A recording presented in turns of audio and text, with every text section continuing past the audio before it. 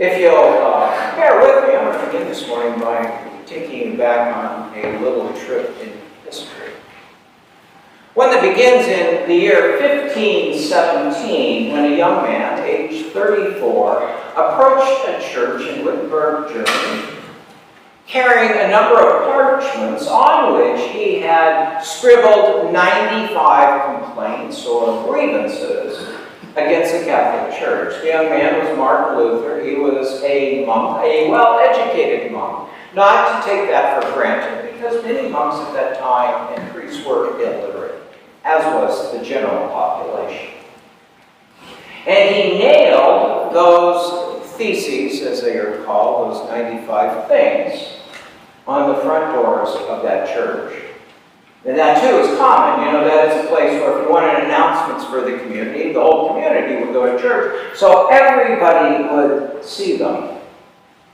At the center of those 95 was, his biggest complaint was the sale of indulgences. Do people know what selling indulgences was about? Have people been here? People here ever been to the Sistine Chapel in the back? Raise your hands if you've been to the Sistine Chapel. Well, just know that the sale of indulgence was one of the ways the church paid for the Sistine Chapel. So what are indulgences?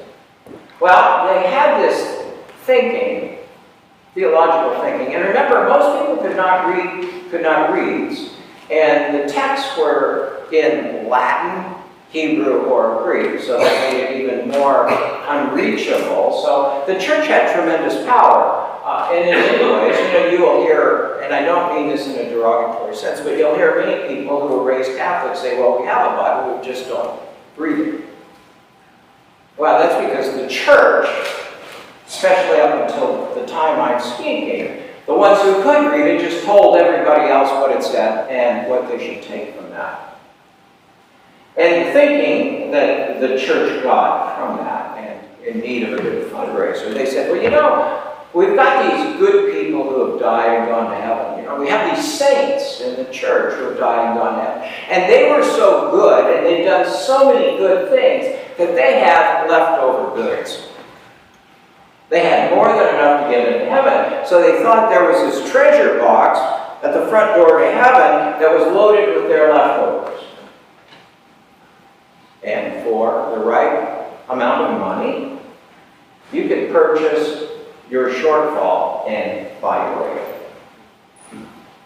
Now, I don't think that's all a bad idea from a couple perspectives. One is I could probably use a few of those leftovers from someone else, and it really was at that time a pretty good fundraiser. But it had no, it wasn't ethical whatsoever. And Martin Luther said, you just can't buy your way. That's not how it works. You can't do that.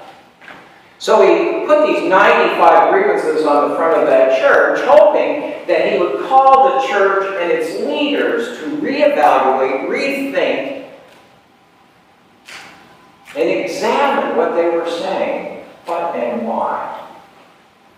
He wanted a renewal of his tradition. What he got was a revolution. But he wouldn't have had that revolution if something else had not transpired in Germany about 50 years earlier, and that was when Johannes Gutenberg invented the movable type, the printing press, where all of a sudden literature, whether it was just a pamphlet or his thesis or whatever, the Bible eventually, could now come into the hands of everyday people. They could afford it. They could access it. And of course, translations into the vulgar language or the common language was the next big thing. And so, Luther had a great PR person in Gutenberg, and all of a sudden the information age was born.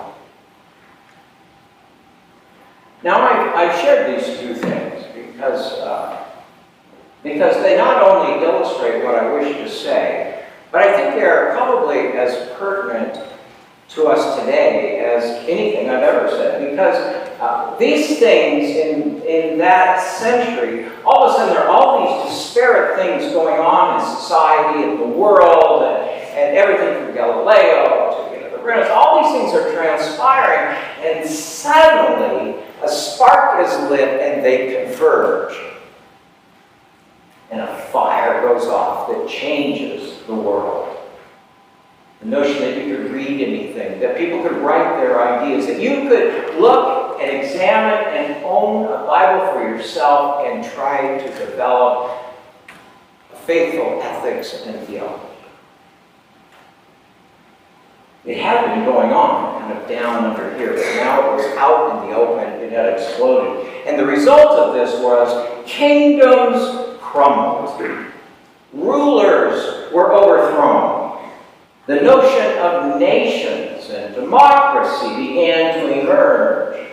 And along with this, of course, the period of exploration and expansion into other parts of the globe, and Europeans taking and bringing back diseases, pandemics.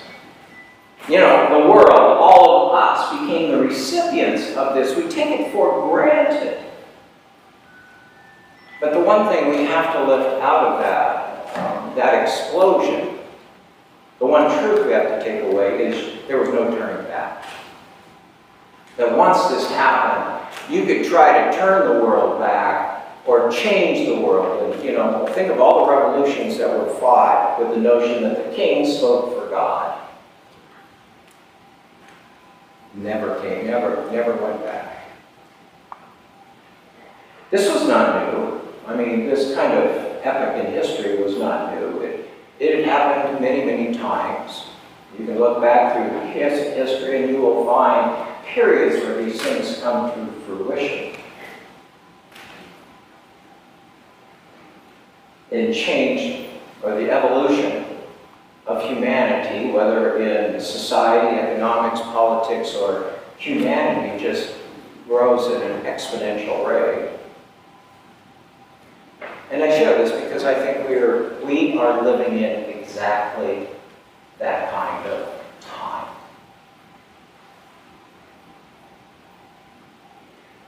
We are living in exactly that kind of period. Just like the one of 500 years ago with Luther, Gutenberg, and Zwingli, and all the others who were trying to deal with so much going on around them, and so much knowledge and information exploding right before them, that they raised questions, and they asked questions, and they challenged certain things that were not easy changes, and you know, we are the recipients of that, but we can still feel that change. And don't all of us wonder about the chaos and the division and the upheaval we are feeling? And I think it is all a part of that these things have been going on, but once again they converge and a spark has been lit. And I do not know where or when it will end, but we're in that kind of period.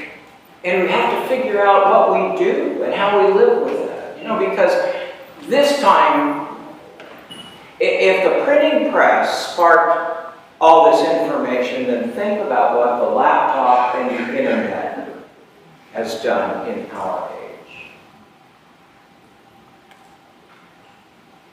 Millions of times more powerful than that movable type printing press. You know, we have more information and we can read more stuff. We have more at our fingertips than we can handle, and we get it in seconds. What was it? One of the first smartphones had more computer power than all the computers that NASA had when they sent the first man to the moon. Inconceivable. You know, in the past, dictatorial countries or authoritarian leaders controlled people by limiting what they read. You know, communism is this way. We dump the propaganda on them. We want them to know. And then we limit any kind of outside information, hence Radio Free Europe.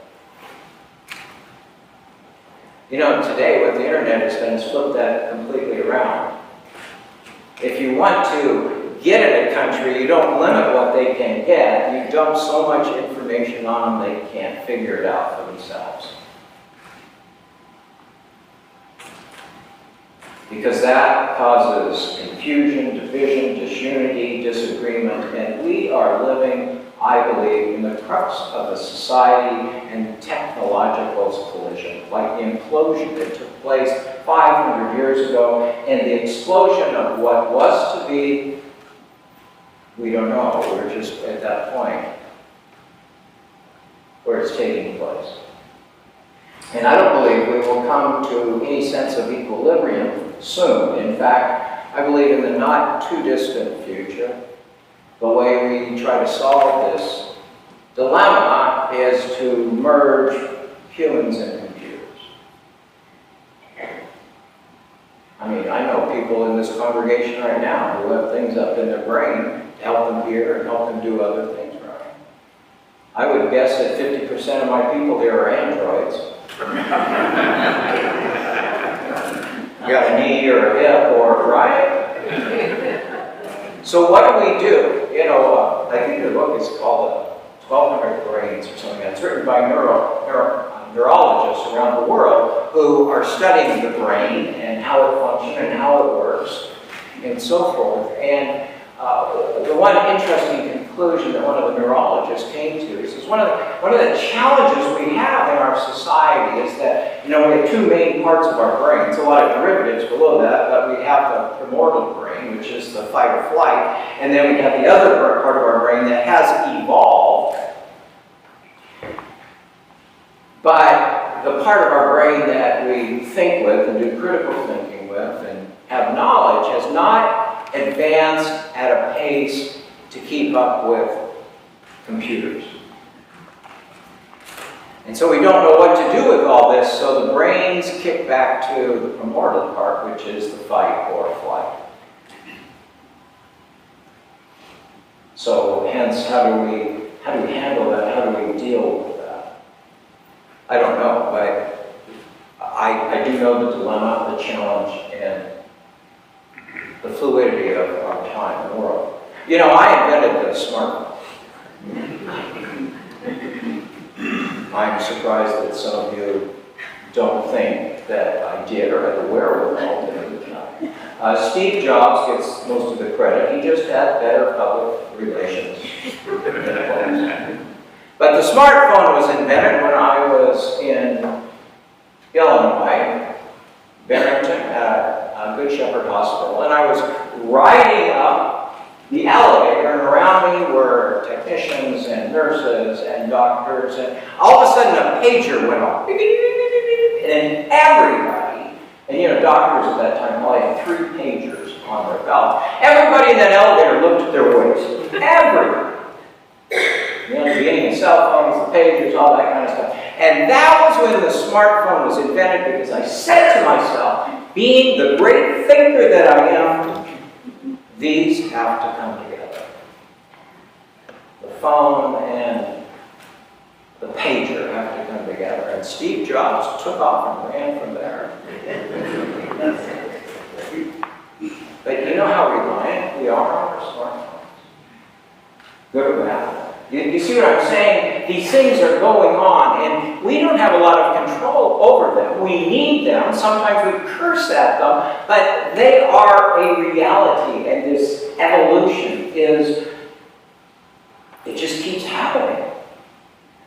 And here's the thing I'm trying to address, because for as all of this is taking place, and all these unknowns are trying to use, abuse, manipulate, move us, we have to ask ourselves, how do we sort it out? Where do we get help? Where do we get help? And I would say to you, where do we get help to critically think, evaluate, and move through all this stuff so that we can make good decisions and good choices? I would say to you, that's the responsibility of the church. I don't take this lightly. I would say it's the church when a church is at its best, because the church as an institution is not to be a thoughtless conglomeration of yes people or panderers to the next popular thing floating around out there, but those who dare to think and dare to speak in order to be a social conscience. Not to tell people what they should think or believe or how to act, but to lay it out that we can think for ourselves. That was the great gift. It's a great gift of the Gospels. It's a great gift of the Reformation, that people have the wherewithal to make good decisions if they just think. But I think we have failed in teaching our young people how to critically think. We teach them how to get jobs and what to go to school to learn so they get employment, but we do not teach them critical thinking. And the rest of us are so busy, it's much easier to just swallow what somebody gives us than step back and work through the tough stuff. Called to be not the affirmers of what's going on in society, but the social conscience of society. It was Harry Emerson Fosdick, one of the great preachers in American history. He preached and he addressed critical issues. I mean, he held the pulpit from the Industrial Revolution through the Great Depression, through 2 world wars. And the aftermath of what it means to live under a mushroom cloud, and in the wake of the ashes of a Holocaust.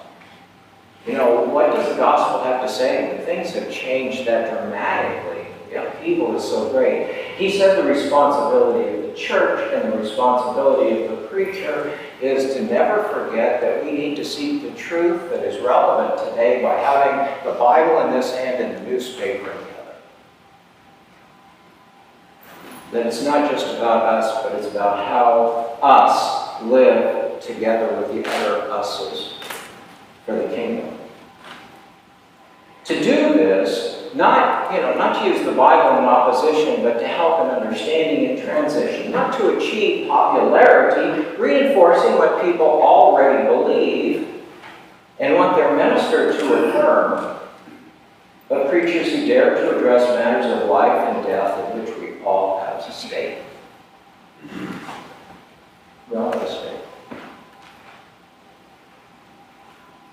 People ask us, it's interesting, in August I have my 40th anniversary of ordination. And as I visit with others and they will ask, well, what's been the most difficult time? You know, you've lived through a lot of things going on and changes in the world. I will tell you that the hardest time to be a preacher has been the last few years. It's been hard because, like everything else, I don't know why this has happened, why we've gone to it, but our culture has done its best to make the pulpit and the Bible partisan tools. A vehicle for attaining our agenda or someone's agenda rather than seeking God's agenda. You know, that everything's political. And I understand that everything we do and say has political connotations and sometimes outcomes, but hunger is not political, homelessness is not political, poverty is not political, killing people, even in war, is not, in its origins, political. These things are not political unless we make them that way. And Jesus told his disciples right before he left, he said, I'm going to give you one thing to remember. Just one thing. I'm giving you a new commandment, and that is to love one another. It's the one thing that never changes. The world changes. How we think, how we act, what we do, how we live. But the question that has to bind us and bind all of that together, the one that doesn't change is, are we doing it in and out and for love? Is love the main thing? And are we keeping the main thing the main thing? Is that the target we are shooting for, or is it something else? Which is why the one word of advice that I think we all need to hear, and I include myself in all of this, because I struggle with the same things everybody does, is that God's people must always seek to retain open minds and compassionate hearts. Open minds and compassionate hearts. People are people. You know, we say, well, that person's this, and this person's that, and she's this, and all that. We love to categorize people. But people are people, and as our scripture said, what God has made, none of it is bad. God makes good things. We're the ones who muddle around in it and do other things with it. Jesus said you cannot put new wine into old wineskins. Do you remember that text? Put new wine into an old wineskin, the old wineskin will blow up. It's no good. Can't do it. Besides, ask yourself, and the solution, I don't think, has ever been to go back. To go back. If it was so good in the old days, why did we change them? You know, my father, one time in someone's house, they had a bedroom filled with antiques, and of course they had the bed man, and he just shook his head and said, why would you pay money for that? I had to use one of those. You know, if it's so good, why do I go back? Take what was good and move forward. Because not only is the past past, but it's a square peg in a round hole in so many different ways. You know, I have to, in the early stages of Christianity, from which the Luke writes in the book of Acts, he talks about the early challenges the believers faced, the upheaval that was taking place. Jews were scattered, the temple was destroyed, and this neophyte faith that would become Christianity, they were facing a world that wasn't the same 60 years earlier. And so they had to wrestle through with circumcision, and these were do-or-die issues for Jews. And now kosher food, and to be a follower of Jesus, the ultimate question is, did you have to become a Jew and enter into that covenant to be a follower of Jesus? And it took it a while. Some of it because the world changed, and what they were trying to do didn't work anymore. They reevaluated this, and Peter had this dream, this vision. Peter himself was caught in the crux of changes in life and what it would mean to be ahead. And if I was going to reinterpret or restate what the voice says to Peter at this time, it would be something like this. You know, Peter, stop letting these things get in your own way. Stop letting superfluous notions prohibit the faith from staying alive and continue living. These things only inhibit the movement of God that is taking place. As a result, I can be a follower of Jesus and eat crab and lobster and all the stuff that is prohibited in the book of Leviticus. But more importantly, I can try to keep the main thing the main thing. That you set aside all the other stuff, whether we take communion with a big cup, a little cup, whether we stand, whether we sit during work, all that other stuff is. Or do we serve Christ in the name of love? A wise person once said, when you change the way you look at things, the things you look at change. When you change the way you look at things, the things you look at change. So Jesus says to his disciples, I give you a new commandment. It's been around a long time, but maybe it's time you thought about it and listened to it. I give you a new commandment, just love. Give it a chance. Give it a chance. So, this transformational age in which we live, this is our time, our age. And our responsibility is not to settle it down, because that's out of our power. And our responsibility is not to go back, because you can't put Pandora back in the box. Our challenge is to rethink what love means, what it is, how we act it out in our lives, communities, and world. And maybe this time it will stick and it will stay, and the world will become what God has always